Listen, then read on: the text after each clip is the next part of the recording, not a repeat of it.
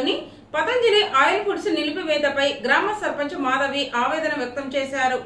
గత కొన్ని సంవత్సరాలుగా ఏలూరు జిల్లా నూజివీడు నియోజకవర్గంలో పామాయిల్ కొనుగోలు కేంద్రాలు ఏర్పాటు చేసిన Patanjali oil foods company Nuzvid మండలం ఎంఎన్ పాలెంలో గత 2 సంవత్సరాలుగా పామాయిల్ కొనుగోలు కేంద్రం నిర్వహిస్తున్న బోయపాటి ప్రతాప్ కొనుగోలు కేంద్రాలకు రెన్యువల్ చేయవలసిన టైం రావడంతో కంపెనీ డీజీఎం నుండి ఎటువంటి నోటీస్ ఇవ్వకుండా, ఎటువంటి సమాచారం ఇవ్వకుండా ఇప్పుడు స్థానికంగా ఉన్న వారు వచ్చి హడావుడి చేశారు.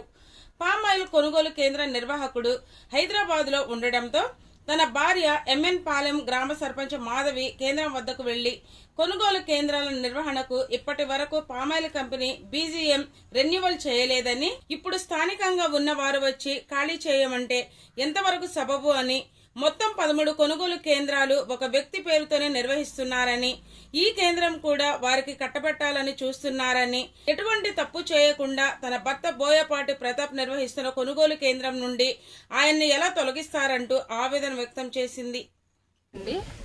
నేను ఎమ్మెన్పాలెం గ్రామ పంచాయతీ సర్పంచ్ అండి.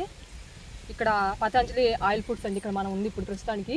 ఇది గత 2 సంవత్సరాల నుంచి మా భర్త గారైన బోయపాటి ప్రతాప్ చౌదరి గారు తీసుకొని చేస్తున్నారండి. ఇది అంతకుముందు వాళ్ళు 3 సంవత్సరాలు అంతకుముందు చాలా సంవత్సరాల నుంచి చేస్తున్నారు. వాళ్ళు 2 సంవత్సరాలు వాళ్ళు ఫ్రాడ్ చేశారని బయటికి రైతుల దగ్గర నుంచి పాస్బుక్లు పెట్టుకొని ఆయిల్ పాము మొక్కలు బయటకు అమ్ముకున్నారండి. ఆ వ్యక్తికి ఇవాళ 12 కాటాలు ఉన్నాయండి. వాళ్ళకి ఇచ్చి మాకెందుకు ఇవ్వట్లేదో మాకు అర్థం కావట్లేదు. మేమేమి ఈ విషయాల్లో ఈ 2 సంవత్సరాల నుంచి ఇక్కడ పామాయిల్ గెల్లల నుంచి ఫ్యాక్టరీ నుంచి మేమే తప్పిదమో చేయలేదు. మాకు మొన్నటి దాకా కూడా గత శుక్రవారం దాకా కూడా జిఎం గారు, పతంజలి జిఎం గారు మాకేం చెప్పారు, మీది రెన్యువల్ అయిపోతుందండి, అందరికి పాత వాళ్ళకే ఇవ్వమన్నారు, ఏమి ప్రాబ్లం లేదు అని చెప్పారు.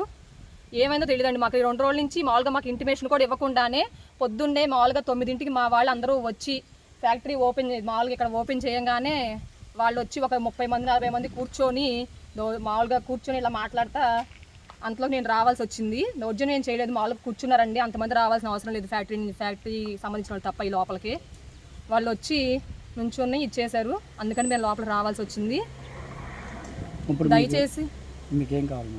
దయచేసి పతంజలి వాళ్ళకి నేను ఒకటే చెప్తున్నానండి, మామూలుగా 2 సంవత్సరాల నుంచి ఏ ఫ్రాడ్ చేయలేదండి. మేము ఇక్కడి నుంచి ఎలా జరుగుతుందో అక్కడికి అలానే వెళ్తుంది. మీకు తెలుసు, మాకు తెలుసు ఆ విషయం అనేది.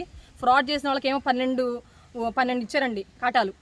మాకు ఒక కాటా కూడా ఇచ్చేయడానికి మాకేం ఇంటిమేషన్ లేదు. పోనీ ఇంటిమేషన్ చేసి మేము బయటికి వెళ్ళకపోతే తప్పు.